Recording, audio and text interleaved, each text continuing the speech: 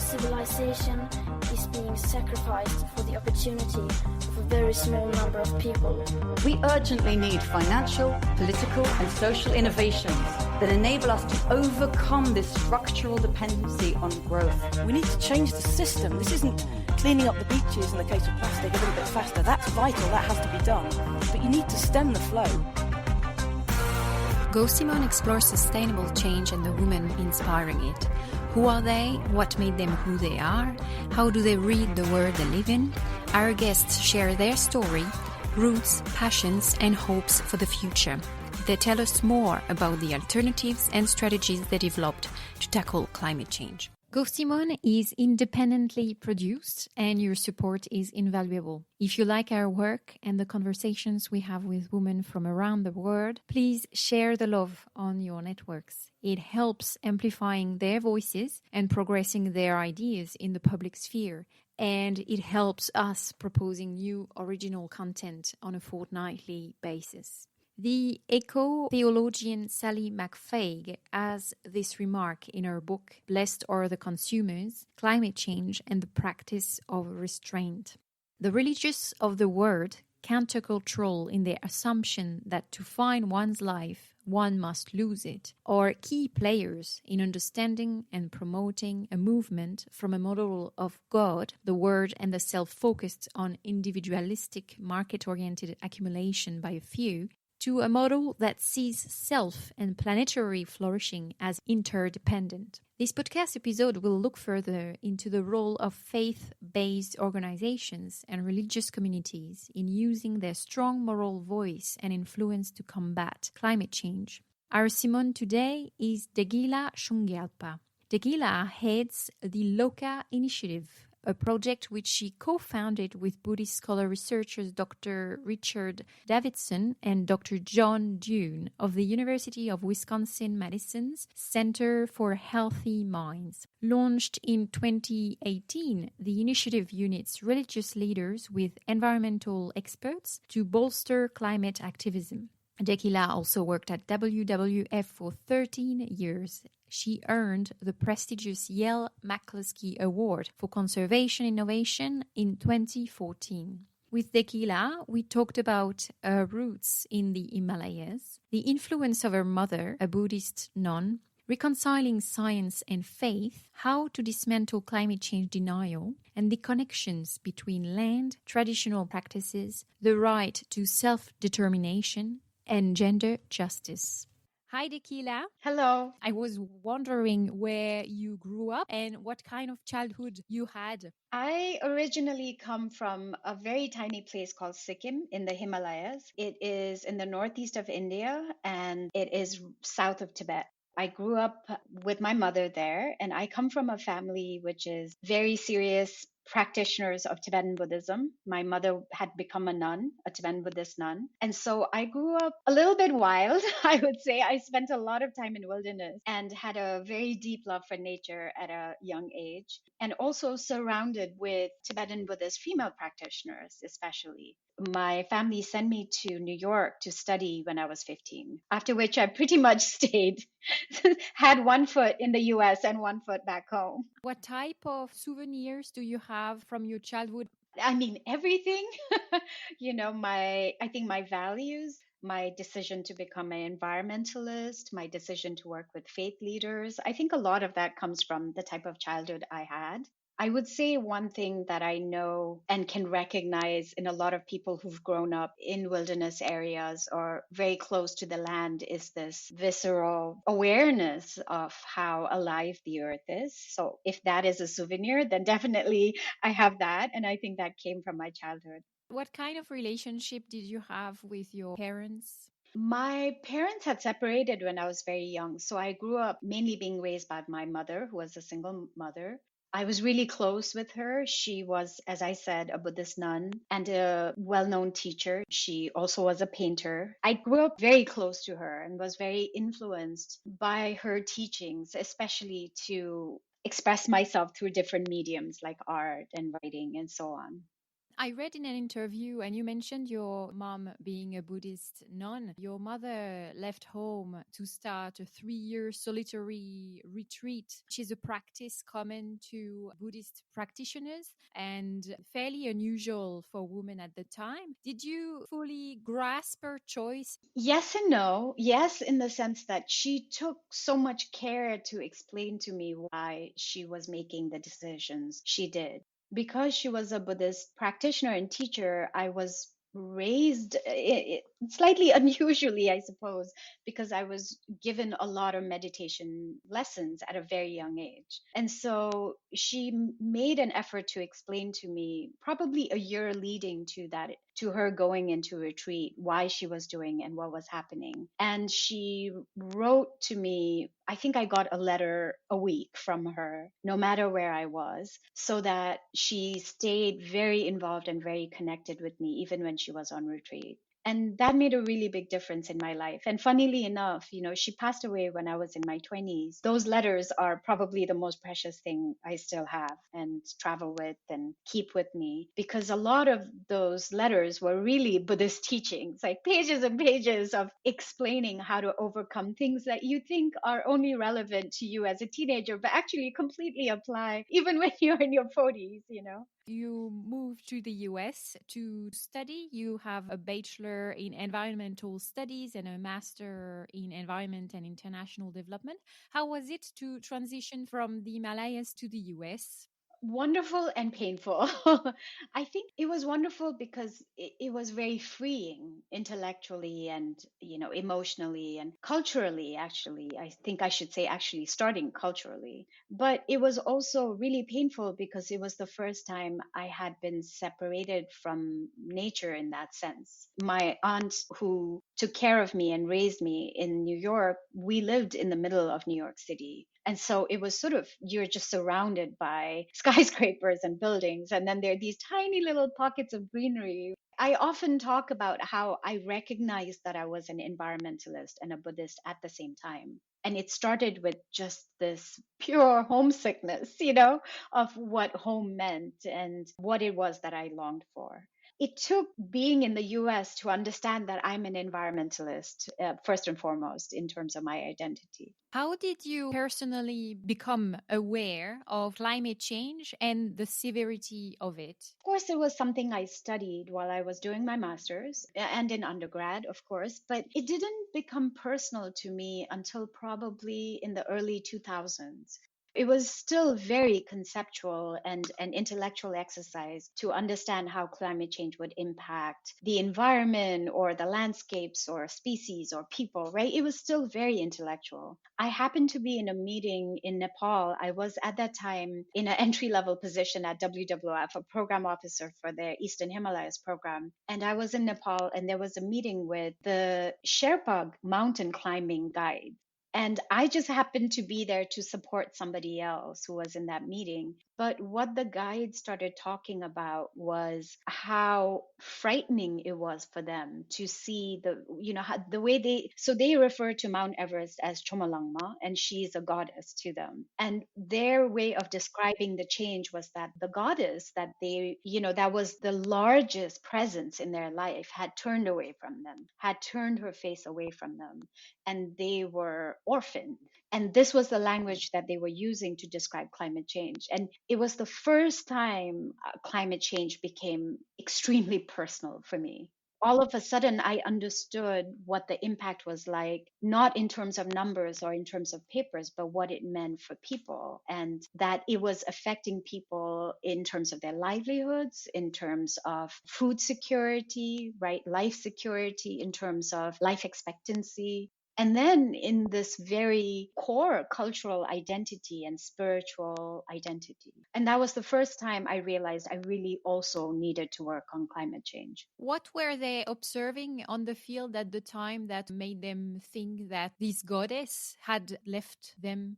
In terms of the traditional ecological knowledge for Sherpa communities and for other mountain climbing tribes and communities, there is this inherited knowledge and practice understanding of what are safe routes for you to climb different glaciers or mountains and so on. We have these expectations of what changes seasonally and what stays stable. And when it came to climate change, all of that changed. All of a sudden, the glaciers were melting. The paths thought were safe were no longer safe. The ice was literally melting under their feet, and they were slipping down these mountains that they had previously felt really safe on. All of what they thought of as guideposts that they could see, and we probably would be oblivious to, but that they had inherited as knowledge that kept them safe, had changed. The shape and the face of the glaciers had changed. They are supposed to be the guides, but what happens when the terrain is now alien to you? And this is the terrain that you are most familiar with, that has been inherited. It was the first time I understood how deeply climate change would affect everybody. You've mentioned that for you, environmentalism and your faith are very much intertwined. Religion and science are very often presented as mutually incompatible. How did you reconcile these two aspects of your life? And did you ever happen to question your faith or your commitment to science? For anyone who comes from a faith background and comes from, particularly, I'd say, an indigenous background, going through a Western education system strips a lot of your protective layers, and you are forced to pick one side or the other. And for those of us who actually go through the Western education system and decide to work in, I say Western, but the right terminology would be Euro-derived. When we go through it, the way it's presented to us very much in the academic world, but also in the professional world, is that somehow to be professional, you have to let go of the personal. And the personal is very much part of the spiritual. It's presented to us in that way, that this is the only choice there is. There are a lot of, especially First Nation, Native American people, who describe this process as being violent to them, and that they have such a problem because what it does is it reduces your worldview to only value what is measurable in concrete numbers. And so for those of us who have a worldview, for example, for me as a Buddhist, that everything is interdependent. And therefore, for me, the idea of ecosystems or even systems theory is just natural. That is part and parcel of my idea of how everything is interdependent. And my belief as part of my faith that the laws of karma, the cause and effect, is part of my faith. And that is also very much that you are taught in the science aspect, let's say like deductive thinking, for example, or deductive reasoning. But there comes a point where you're told that these two things are incompatible. And what's interesting for me is I think because when I began working with faith leaders, I actually didn't mean to create this program or change my career trajectory and start this brand new work. For me, it was just this one-time offering that I made to the head of my lineage as a Tibetan Buddhist to create environmental guidelines for the monasteries and nunneries in the Himalayas. What opened up for me was suddenly this realization that I had bought into what was actually a fallacy that was gift wrapped and given to me, and I felt like I had to take it. And I had a choice.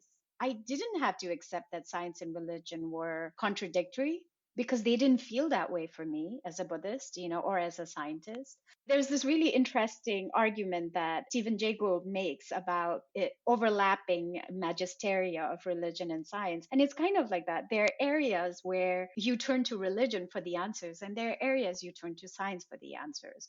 But both of them are actually methods of seeking and searching for the truth. And if you can live with that, if you can live with two different methods that you apply at different points of your life, there doesn't need to be a contradiction whatsoever. I think it's only when you really are pushed through a tunnel and told you can only make one choice that people make these choices. In many ways, for me, this realization that working with religious leaders allowed me to talk about issues that had sort of disappeared from the conservation world. Issues like ethics around conservation, ethics around climate change, the issue of morality around wildlife protection. Those were all terminology that we were really not using anymore. And if we ever brought it up, it was almost like, well, those were things that were really popular in the hippie era. And that's not what we do anymore. Now what we do is payment for economic services. My big pushback has always been, and how many places has that worked where we can conclusively say, yes, this is a universal strategy that works everywhere? And meanwhile, the work I was doing with the monasteries and the nunneries and the monks, which was just incredible, because what I was seeing was this hundreds of self-motivated, influential people in local communities, embedded in local communities that could change other people's behavior.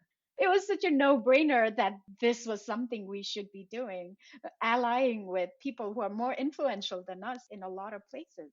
You've touched on the Loka Initiative, this initiative that you lead, which is a climate change outreach program for faith leaders. You've started this program after working for WWF for 13 years. Did the university come to you while working at WWF?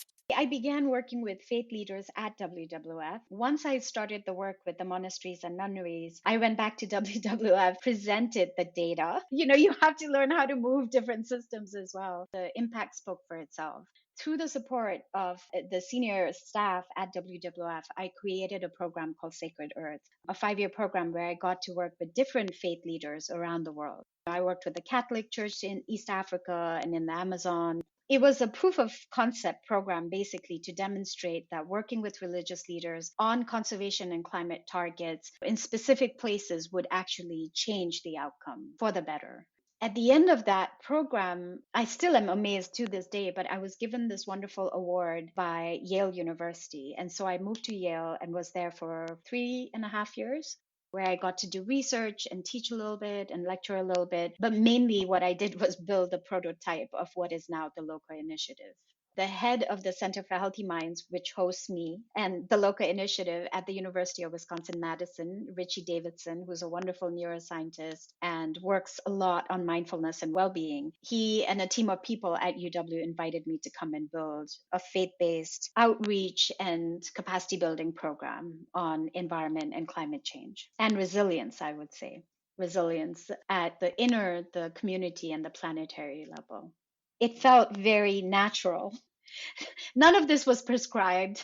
When people come to me and ask me for career advice, I'm always like, well, 13 years ago, I stepped off the planned trajectory and I've never known what's coming next. So can you tell us a bit more about the actions you take with the Loka Initiative? It's a platform that brings and convenes faith leaders and indigenous leaders with scientists and policymakers and scholars and so on to support and boost faith-led environmental and climate action. It's not there to tell faith leaders what to do. It's not there to use faith leaders for special effects. It really is there to provide the science and the support, technical support faith leaders have. A lot of it is also listening to faith leaders and providing the resources that they ask for. For example, one of the things I'm working on right now is a book on eco-anxiety.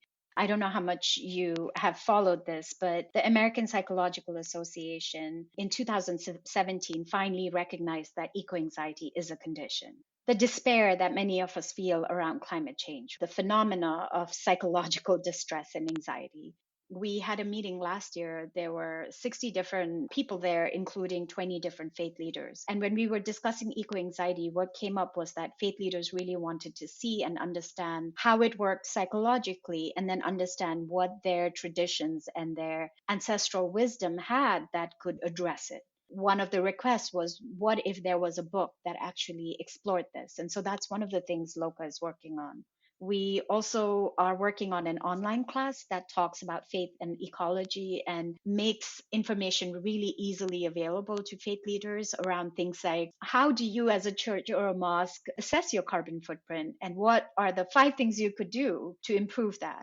Something that is very easily accessible when you take a class in sustainability. But for faith leaders who haven't gone through any kind of environmental science training, it's a way of just presenting that information so it's simple and user-friendly. What are the main challenges you face when you reach out to faith leaders? Is there some pushback? No, it's interesting. I get this question a lot, and everyone assumes that it's going to be faith leaders that may not want to talk to me. And that's never been the case. Even, I won't name the religion, but even the most conservative religious leaders have agreed to meet and have a dialogue. Even if during that time they're planning to tell me I'm wrong, we've had a meeting. I actually have a harder time with the science side than I do with the religion side. I think the challenge is getting scientists to accept that they have an implicit bias and that they need to overcome it. And so I use all kinds of techniques, including lots of facts and numbers to show them how, if nothing else, listening to and working with faith leaders means that you are able to influence people who otherwise just couldn't care less about climate change. Presenting data like that so that they understand how much it matters that we build alliances beyond our own circle of enlightened people. We've recently seen actually many faith leaders calling governments for action to solve the climate crisis. I'm thinking about the initiative hashtag no faith in coal, for example. Unfortunately, they haven't had much success so far in shifting policies around. Can you give us some notable actions that religious communities that you've assisted with the Loka Initiative have taken in addressing climate change? Of course, it's quite intensive. And I would say, it's interesting because religious leaders calling governments for action, actually, I'm not sure is the most useful thing they could be doing. The divestment that's happened in oil mining and gas, it's in the trillions of dollars that has come from faith organizations, including the Catholic Church. When we think about how faith leaders can help solve the climate crisis, I think we have to start thinking about the fact that faith leaders collectively are the third largest investor group in the world. They are the second wealthiest landowner in the world. They own 8% of all inhabitable land. They run 50% of all schools in the world. We tend to forget their power, not just in terms of their moral leadership, but as a stakeholder group. And so when it comes to notable actions, for me, a lot of the work I do with religious communities and leaders is getting them to see that if they green their footprint, the impact is actually tangible and immediate. And then not to mention their sphere of influence. One of the most interesting things for me was that when I was working with a group of monasteries in Kathmandu, they decided that all 14 monasteries would go solar and that they would have this alternative source of energy, particularly for their kitchens. And when they did that, what was interesting was immediately within 6 months, a lot of the restaurants in that neighborhood went solar. They were waiting for a proof of impact to see how other people were doing it and whether it was actually cost effective. And the moment they realized that it's cost effective for the monasteries, it became a technology they were willing to try out.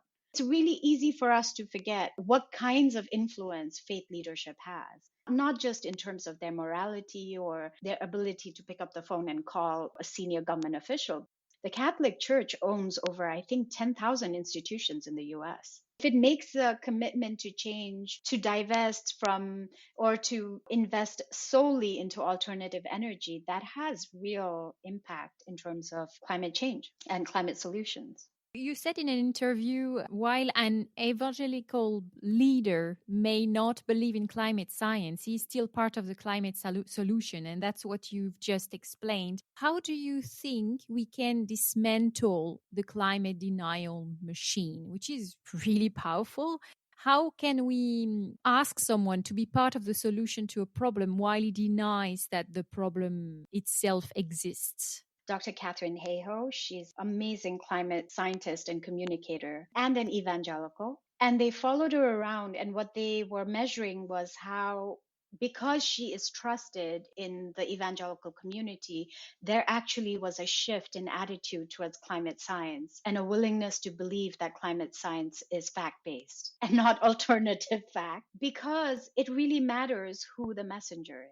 And I think that's something, again, going back to the implicit bias that we have in the climate movement, there really is a tendency for us to assume that a scientist can get up there and spit out a lot of facts and that's going to change people's attitude. It's actually a very naive understanding of humans, really naive understanding of human psychology, right?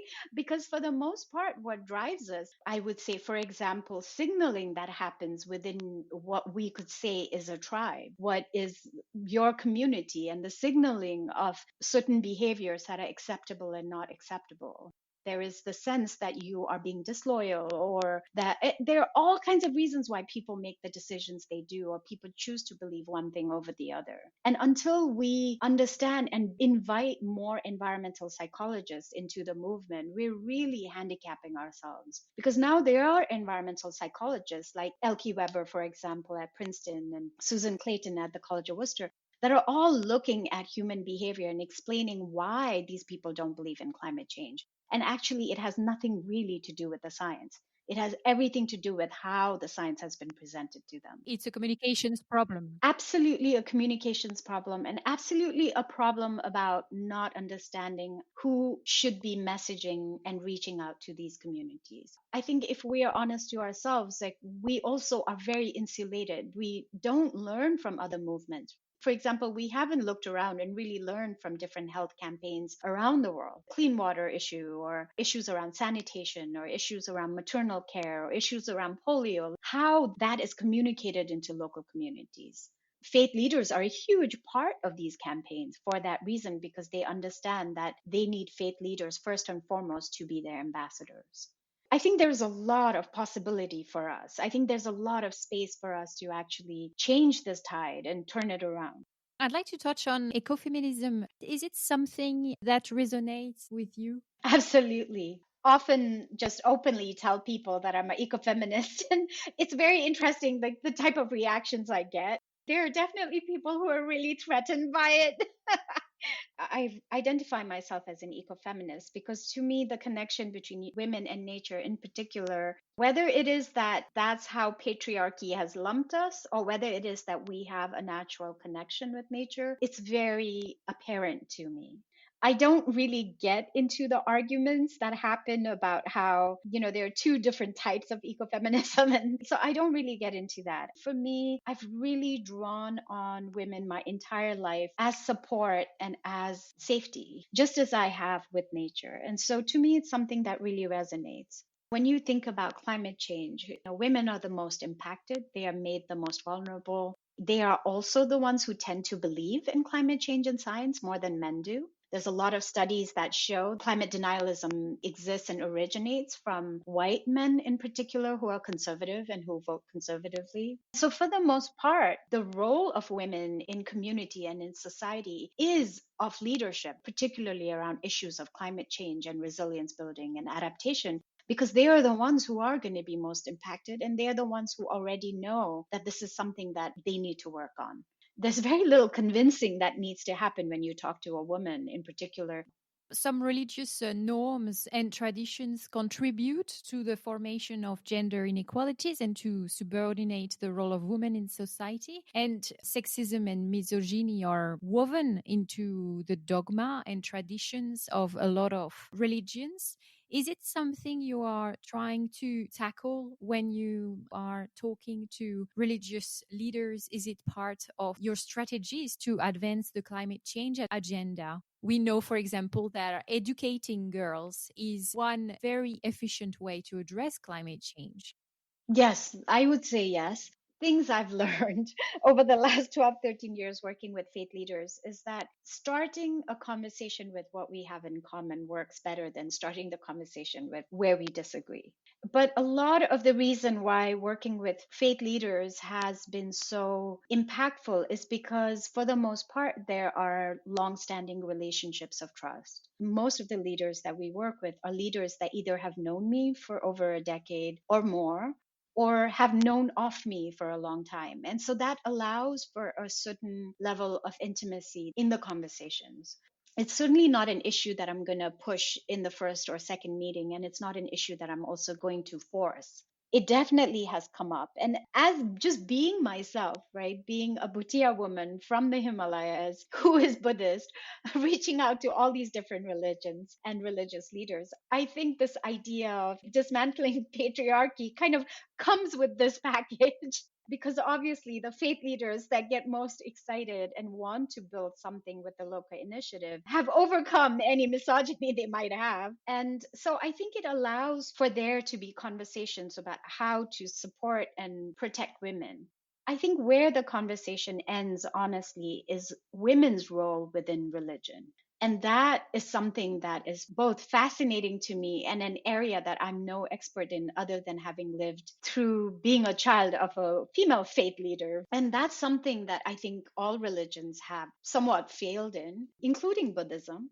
It's something that I would love to support and would love to figure out how to build and promote more, but also feel that in some sense it's not my area. And so I always have one foot in, one foot out when issues come up. And I make it a point to say, okay, this is not Loka Initiative. This is me, Dekila, the daughter of a Buddhist nun who now wants to talk about the role of women in your religious institution.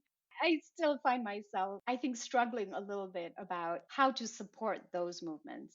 Do you happen to face sexism when you approach some of those faith leaders? Or, as you said, are they open to hear really and to listen based on the trust relationship that you've been able to build with them? When haven't I faced sexism and racism, right? Being a brown woman coming from the Himalayas, wanting to work in conservation and climate, which is dominated by white men. I mean, every step of the way, yes, I have faced it. Internally in organizations, externally from supposed partner organizations, from your bosses. We're talking about microaggressions at workplaces. Yes, definitely. That's not to say I haven't faced it also while working with religious leaders, but the assumption that it doesn't exist elsewhere is false. It's everywhere. My first job working in Nepal, I was a young fellow. I was 22 years old, and I remember the head of that program who later was let go of for his attitude. But at that time, I remember he said women don't have a role in field conservation because they always get pregnant. From the very beginning, starting out in conservation, it's always been there. But I also have been really lucky because every time I faced it, there have been, whether it's colleagues or friends or spiritual leaders who've stepped in to protect me or to push back or to stand behind me when I'm protecting myself. There's always been enough empathy around me that it's not been a problem. But I think it's something that the climate and conservation community really needs to examine about how we think of people of color, in particular in climate movement. They often are seen as expendable. How often we have climate scientists proclaiming to us that issues around equity, issues around race are diluting the science or are distracting the climate mission. How often have we been told that working on livelihoods of local communities is a distraction from the hardcore species conservation work that needs to happen because we're in a war and we're losing the war? All of this imagery, all of this language, what is it doing but telling people of color that they are less important and they don't belong? Why does that happen? Because in the system that we've created and in the knowledge system that we value, it's white men who basically make the decisions and who are on top. That's the reality. And that's why I fight so hard to make sure that Indigenous people and Indigenous leaders are heard. Because if you look to traditional ecological systems, they are vastly more mind-blowing than any conservation science construct I've studied in a class. That ecological knowledge system has been co-opted and stolen and repackaged and taught to us without ever citing where the original idea came from. What does it mean to face sexism and racism? We have to start with, who does sexism and racism empower? Who always gets to be on top of the heap as long as the rest of us are struggling with racism and sexism? And that privilege is what we need to dismantle.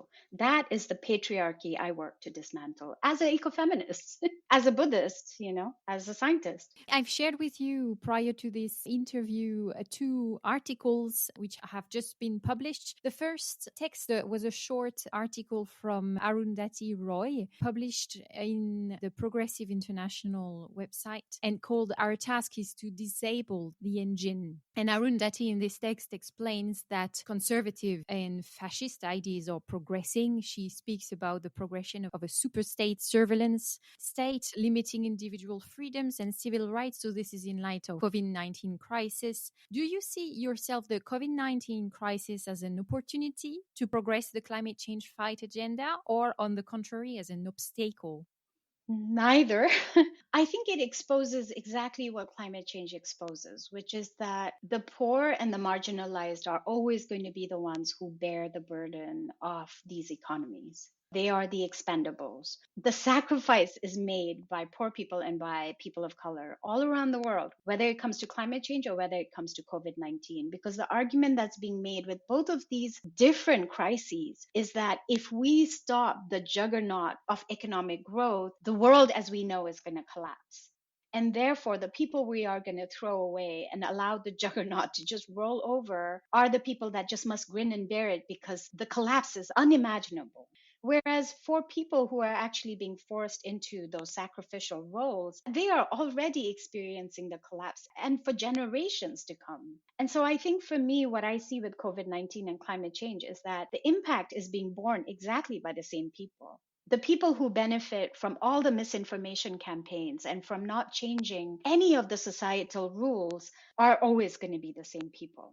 If anything, COVID-19 should make it really clear to us that climate change issues have to also become social issues and social equity issues.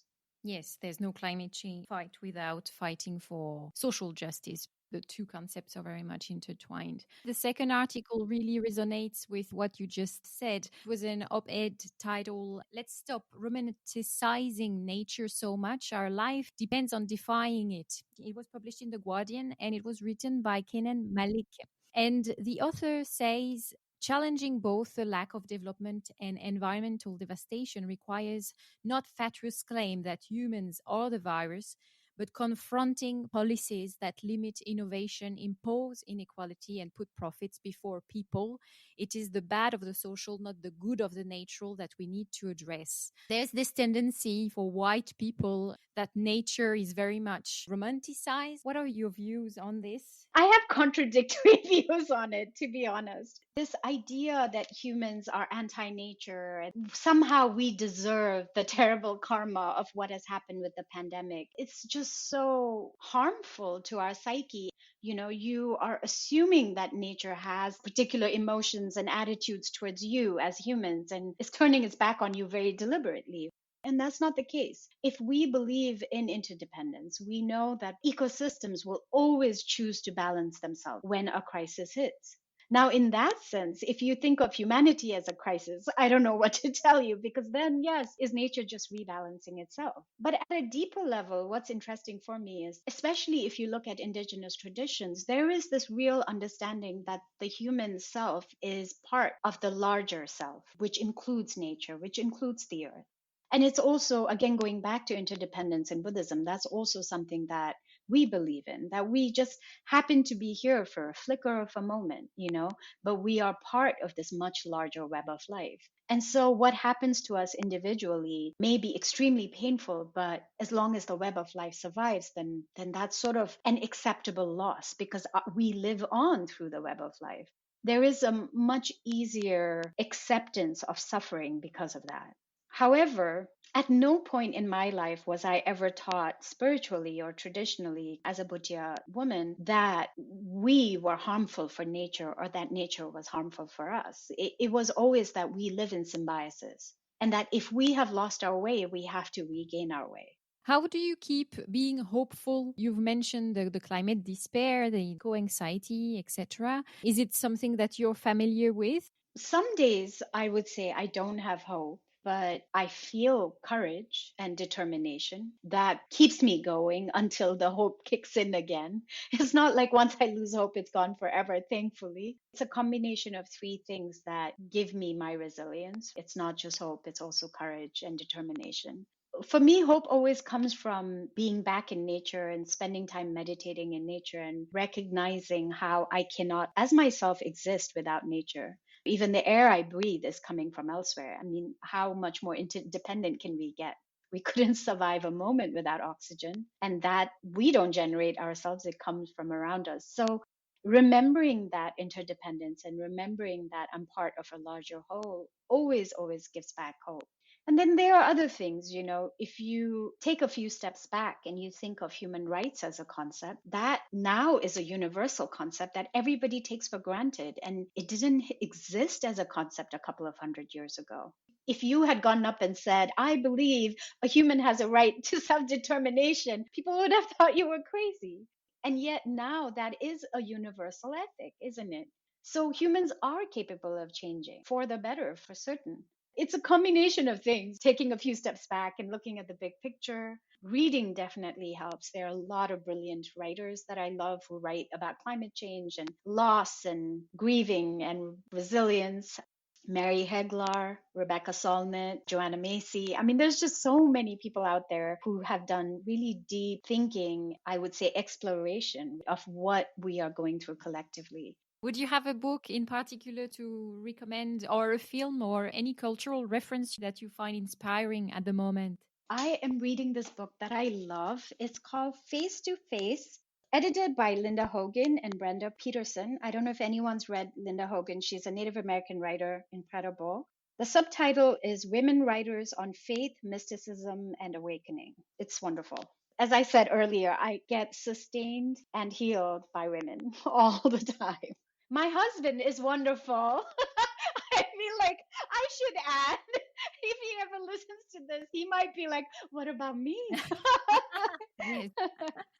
The Loka Initiative is sponsoring a day-long online program organized on June 21st. It's actually organized by the Upaya Institute and the Zen Center. Can you tell us more about this event? Of course, it is the brainchild of Roshi Joan Halifax, who is a Zen teacher. And so Loka and Upaya, which is her Zen center, are co-hosting this event. And the idea is to bring women leaders from the entire spectrum, of arts and activism and scholarship and writing and science and faith to have a constructive discussion around COVID-19 and climate change and the type of society we want to build, that we want to re-enter when COVID-19 is over. Among the presenters are Jane Fonda, Christiana Figueres, Rebecca Solnit, Joanna Macy. Gosh, so many. It's this incredibly rich, vast list of wise women. And so I'm just really excited and honored and privileged to be part of that.